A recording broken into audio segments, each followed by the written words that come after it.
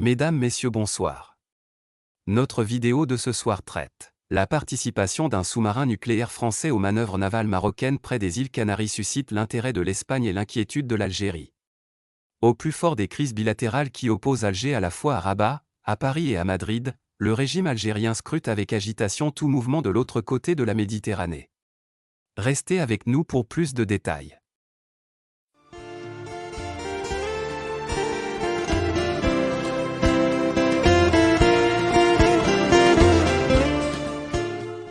La présence d'un sous-marin nucléaire français, au nord des îles Canaries, a donné un nouvel élan aux manœuvres militaires menées conjointement entre le Maroc et la France en ce mois d'octobre, et qui se sont déroulées aussi bien dans l'Atlantique que de la Méditerranée.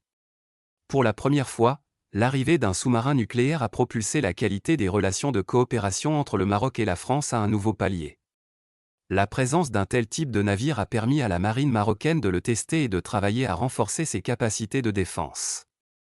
L'intérêt porté pour ce sous-marin lors de ces manœuvres s'est ressenti plus du côté ibérique et algérien qui ont scruté avec beaucoup d'attention et analysé les enjeux de l'inclusion de ce genre de navire. C'est spécialement de la part des îles Canaries que les spéculations ont été les plus fortes, notamment à cause de la proximité géographique de ces manœuvres militaires. Pourtant, l'Espagne n'a rien à craindre de la part du Maroc, d'autant plus que l'équilibre des forces navales pèse bien plus lourd du côté ibérique que du côté marocain. En Algérie, c'est plutôt une observation silencieuse et inquiète qui s'est profilée. Habituée aux manœuvres militaires avec la Russie qu'elle multiplie aux frontières avec le Maroc, l'Algérie voit d'un mauvais œil toute acquisition militaire marocaine ou toute nouveauté dans sa stratégie. Cette situation s'explique par les tensions incessantes en provenance du voisin de l'Est qui a rompu unilatéralement ses relations diplomatiques avec le Royaume en 2021, tout en lançant plusieurs vagues de provocations, laissées lettre morte à Rabat. La dernière provocation algérienne en date remonte à fin septembre lorsque le pays a imposé le visa pour les détenteurs de passeports marocains. Le Maroc de son côté, n'a pas répliqué avec une mesure similaire. L'Algérie, qui concurrence le Maroc au Maghreb pour asseoir une position de leader militaire régional, peut compter sur ses achats d'armes russes, première force navale dans le monde.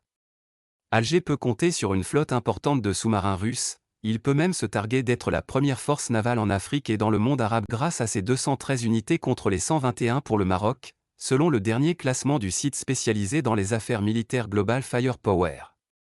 Si la balance penche du côté de l'Algérie, le sentiment d'inquiétude ne faiblit pourtant pas. Et les raisons de ce sentiment reviennent à un contexte régional stratégique qui n'est pas en faveur d'Alger.